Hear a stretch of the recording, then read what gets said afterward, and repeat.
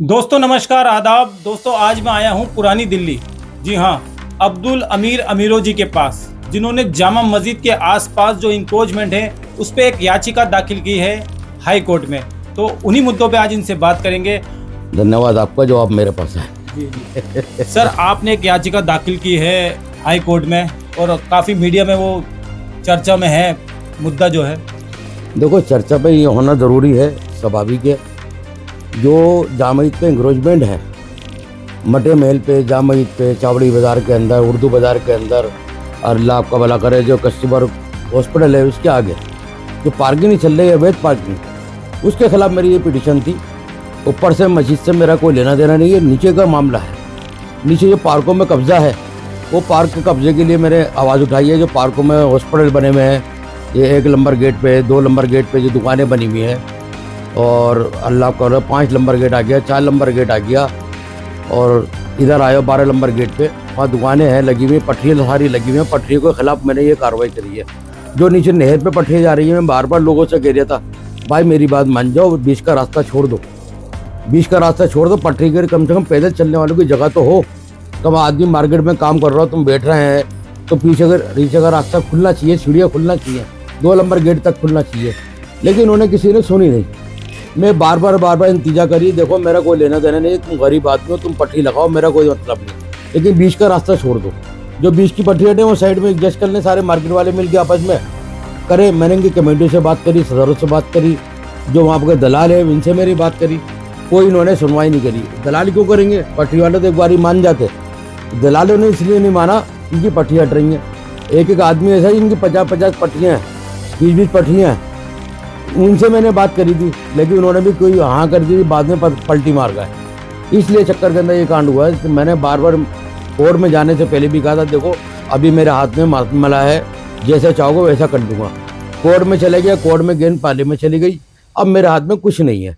तो high court ने आपको एमसीडी को 2 महीने का टाइम दिया था सर्वे करने का। अभी शायद आधा टाइम तो बीत चुका है। 1 महीना हो चुका है लगभग, 1 महीने 2-3 दिन हो गए। 7 तारीख का केस था ये, आज 9 तारीख है। तो मैं आपको पहले ये बताना चाहता हूँ, अब्दुल अमीरों जी ने एक बात कही कि रास्ता छोड़ के ठेले लगाएं। जैसे कि मैंने भी अपनी एक वीडियो में कहा था, गौतमपुरी में भी आपने इंक्रोचमेंट देखा होगा, पूरा रोड ब्लॉक कर दिया था। जब हम जैसे लोग आवाज़ उठाते हैं तो लोग एलिगेशन भी लगाते हैं, जैसे अब्दुल अमीरों जी पे भी लगे और मेरे पे भी लगते आए हैं।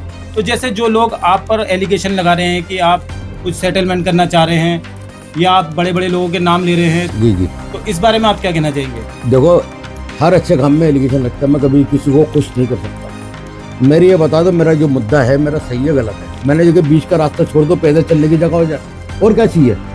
ना मैंने कोई ठे मांगे, ना कोई मैंने पैसे मांगे। जो लगाते रहे, तो एविडेंस लाओ ना, मैं ये बंद करा दो। मैंने भी कहा, मेरे कमेटी का आदमी, मेरे घर का, मेरे परिवार का आदमी तुमसे कोई डिमांड है, मांग करे, उसको मारो जूते और सालों को बंद करा देना, मैं तुम्हारे दम के साथ खड़ा हूँ। जब इतनी बड़ी मैंने बात कह दी, अपने बहन भाइयों के लिए, बहनों के लिए, दोस्तों के लिए, अपने परिवार से मेरा कोई भी आ जाए, उठा के मारो और बंद करा दो, और इससे ज़्यादा क्या कर सकता हूँ मैं?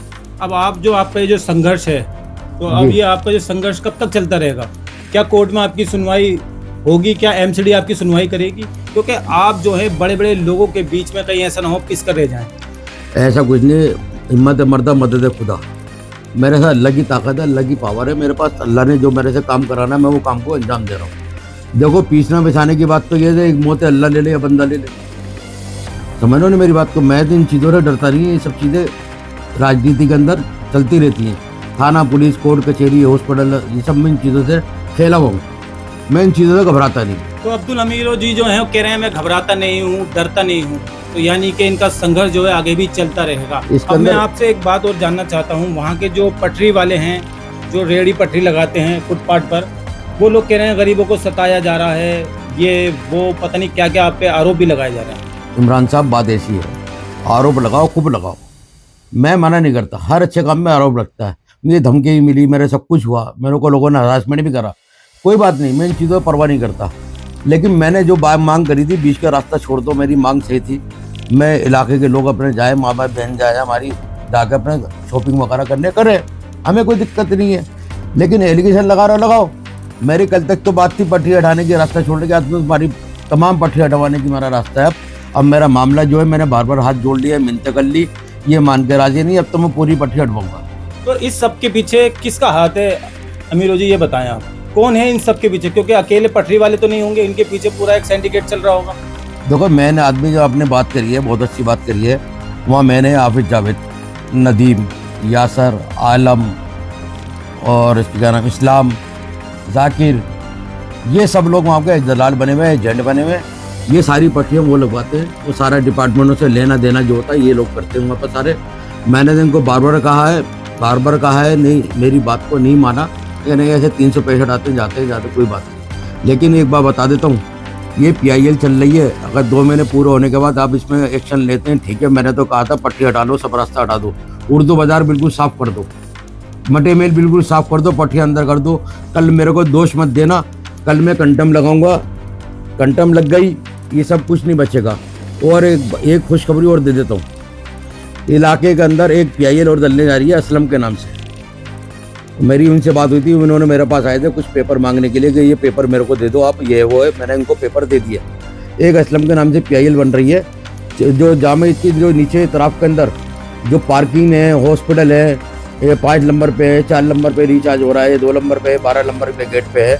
ये सारी 2 नंबर गेट पे पट्टियाँ नीचे से ऊपर तक की उनके लिए वो इंक्रोचमेंट पे लगा रहा है। उर्दू बाजार के अंदर कस्तूरबा हॉस्पिटल के आगे पार्किंग लगी है, जामा के आगे पार्किंग लगी हुई है, उर्दू बाजार जामा जो है उसके आगे पार्किंग लगी, उसके खिलाफ एक PIL और डलने जा रही है। और मटिया मेल बाजार के लिए तमाम दुकानदारों ने 10-10 फुट 15-15 फुट सारे टी आगे लगा रखे हैं, उसको अंदर कराने के लिए ये इलाके वाले आवाज़ उठा रहा है। मैं नहीं, इस असलम के साथ 85 आदमी PIL डलने में जा रहा है। अब देखो, हम लोग नहीं उठाएंगे तो हम इलाके के लोग हैं, हम इलाकों की समस्या को करते हैं।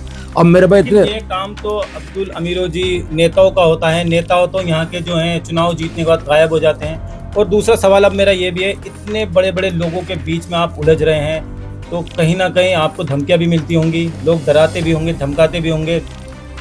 मेरे को धमकी दी थी या मेरे को हरासमेंट करा, मेरे परिवार को हरासमेंट करा था। मैंने इसमें कंप्लेंट करा दी थी, फिर दोबारा कंप्लेंट दी मैंने इसके अंदर पुलिस को, DCP SHO को सब वगैरह को दिए, और उसके बाद पुलिस ने कोई एक्शन नहीं लिया अभी तक। इसके बाद मैंने क्या करा, कल 7 तारीख को मैंने एक नोटिस दिया उस शख्स को जो बोल रहा था मेरे खिलाफ वीडियो डाल रहा था, घूम के घर चला देंगे, यूँ कर देंगे, फला कर देंगे। मैंने कोई बात नहीं, मैं घबराया नहीं, मैंने कोई माना नहीं का मुकदमा दे दिया, माना नहीं का नोटिस दिया है 21 लाख रुपए का। और फराल, और इसके साथ साथ मेरे क्रिमिनल कंप्लेंट भी दे दी। एक क्रिमिनल का केस चलेगा, एक ये केस चलेगा, 156(3) में भी जाऊँगा और इसमें काम करूँगा, इसको भी करूँगा। मैं दुनिया को दिखाना चाहता हूँ मैं अच्छा काम करता हूँ। तुम्हें चंद पैसों के खातिर दलालों के इनके चक्कर में आके 10 रुपये 5 रुपये ले मिल होंगे तुम्हारे को, तुमने इसके चक्कर के अंदर मेरे खिलाफ जो कार्रवाई की है। कोई बात नहीं, मैं इनसे परवाह नहीं, घबराता नहीं। मैंने क्या किया, मैं घबराता नहीं हूँ। कोई आ जाओ, कोई माई कलाल इस शहर के अंदर, दिल्ली के अंदर मेरे से मुकाबला कर ले, आके किसी भी मेरे साथ डिबेट कर ले, मेरे साथ बैठिया है। मेरा घर टूटवाना है, टूटवाओगे, मैं तुम्हारे सारे घर उठवाऊंगा। बहुत बहुत शुक्रिया अब्दुल अमीरो जी। तो मैंने इंटरव्यू तो आपको काफ़ी नेताओं के दिखाए हैं, पार्षदों के भी दिखाए हैं, विधायकों के भी दिखाए हैं, सांसदों के भी दिखाए हैं, लेकिन अब्दुल अमीरो जी जो हैं, जिन्होंने इंक्रोचमेंट के खिलाफ एक संघर्ष कर रहे हैं, हालांकि इन्हें धमकियां भी मिल रही हैं, मारने की धमकियां मिल रही हैं, परिवार को भी परेशान किया जा रहा है, घर में आग लगा देंगे, ऐसी बात भी सामने आई है। तो क्या अब्दुल अमीरो जी गलत कर रहे हैं या सही कर रहे हैं? आप लोग खुद फैसला करें, क्योंकि रोज रोज ऐसे नौजवान, ऐसे देश के लिए काम करने वाले नौजवान नहीं मिलते। अगर आपको सही लगता है तो कमेंट करके ज़रूर बताएं और ज़्यादा से ज़्यादा इनका साथ दें अगर ये सही कर रहे हैं, क्योंकि इन्होंने बहुत सारे नाम ऐसे खोले हैं अभी जो जामा मस्जिद के आसपास होने वाले इंक्रोचमेंट के जिम्मेदार हैं। आप लगातार देखते रहिए हमारा राजनीतिक और सामाजिक चैनल हिंद की आवाज़ NCF। चैनल को सब्सक्राइब कर लें और फेसबुक पेज को फॉलो कर लें।